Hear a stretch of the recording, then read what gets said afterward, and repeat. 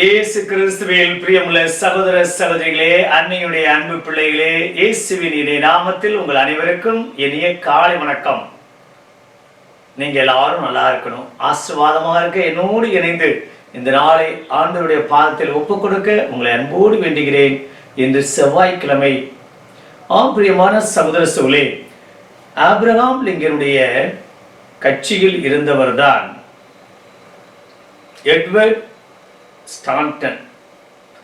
இந்த எட்வர்ட் ஸ்டான்டன் ஒரே கட்சியில் இருந்தாலும் ஆபிரகாம் லிங்கனை ஒரு சில காரணத்திற்காக பிடிப்பதில்லை. அவர் சரமாரியாக அவரை விமர்சித்து வந்தார். எந்த அளவுக்கு என்றால், கொரில்லா குரங்கை தேடி ஆப்பிரிக்க காட்டிற்கு செல்ல வேண்டாம், ஆபிரகாமுடைய வீட்டிற்கு சென்றாலே அந்த கொரில்லா குரங்கை நீங்கள் பார்க்கலாம் என்று கூட அந்த அளவிற்கு கீழ்த்தரமான அசிங்கமான விமர்சனம் செய்தவர் இந்த எட்வர்ட் ஸ்டான்டன். பிரியமான சகோதர சகோதரிகளே, ஆபிரகாம் லிங்கன் அமெரிக்க ஜனாதிபதியாக தேர்வு செய்யப்பட்ட பிறகு இப்படிப்பட்ட விமர்சனம் செய்த எட்வர்ட் ஸ்டான்டன் அவர்களுக்கு உள்துறை அமைச்சர் பதவியை கொடுக்கின்றார். அவருடைய திறமையையும் அவருடைய பேச்சாற்றலையும் பார்த்து ஆபிரகாம் லிங்கன் அவர்கள் பெரிய பொறுப்பை உள்துறை அமைச்சராக நியமிக்கப்பட்டார். அதற்கு பிறகு ஆபிரகாம் லிங்கன் இறந்த பிறகு அவர் அந்த இரங்கல் கூட்டத்திலே எட்வர்ட் ஸ்டான்டன் கூறுகிறார், இப்படிப்பட்ட மா மனிதரை எங்கு சென்றாலும் பார்க்க முடியாது. ஆபிரகாம் லிங்கனை போல இன்னொரு மனிதன் இந்த உலகத்தில் பிறப்பாரா என்று கேட்டாராம். பிரியமான சகோதர சகோதரிகளே, நமக்கு எதிராக இருக்கக்கூடிய நபர்களை கூட தன் மந்திரி சபையில் அமர்த்தி அழகு பார்த்தவர் ஆபிரகாம் லிங்கன்.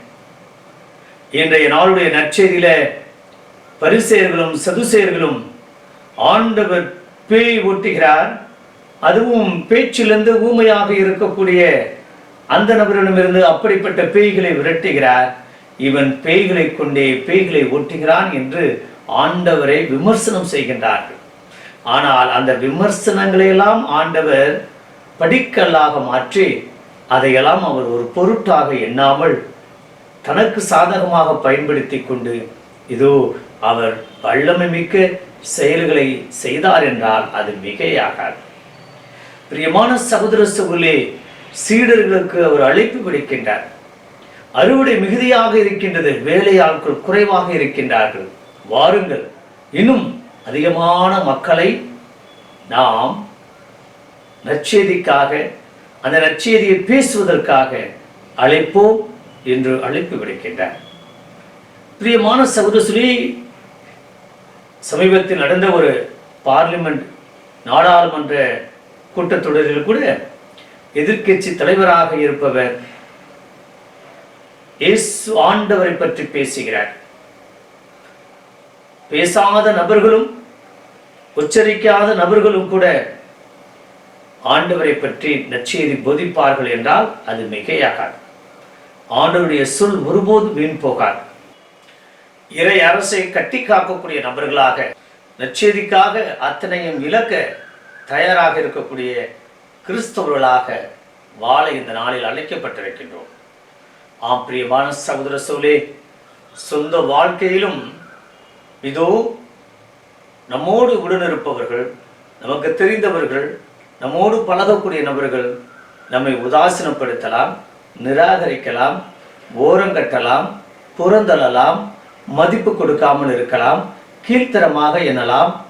ஆனால் அத்தனையும் தாண்டி ஆண்டவருடைய பிள்ளைகளாக நாம் வாழ்கின்ற போது அத்தனையும் ஆண்டவருடைய அருளால் நாம் ஒரு நாள் உயர்த்தப்படுவோம் என்றால் அது மிகையாக. அப்படிப்பட்ட நபர்களுக்கு முன்பாக நான் வாழ்ந்து காமிப்பேன், நான் சாதித்து காமிப்பேன், நான் வெற்றி பெற்று காமிப்பேன் என்ற அந்த தைரியத்தை ஆண்டவரை போல வளர்த்து கொள்ள இந்த நாளிலே நாம் இணைந்து ஜெபிப்போம்.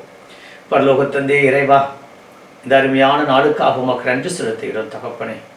அப்பா, ஏதோ அன்று பரிசேரும் சதுசேரும் உம்மை பற்றி அவதூறாக பேசினாலும் பேய்களை கொண்டே இவன் பேய்களை ஓட்டுகின்றான் என்றெல்லாம் கூட கூறினாலும் நீ அதையெல்லாம் ஒரு பொருட்டாக எண்ணாமல் எதற்காக அழைக்கப்பட்டீர், எதற்காக தேர்ந்தெடுக்கப்பட்டீர் என்பதை உணர்ந்து அவர்கள் இதோ அவர் நல்லதே செய்தார்.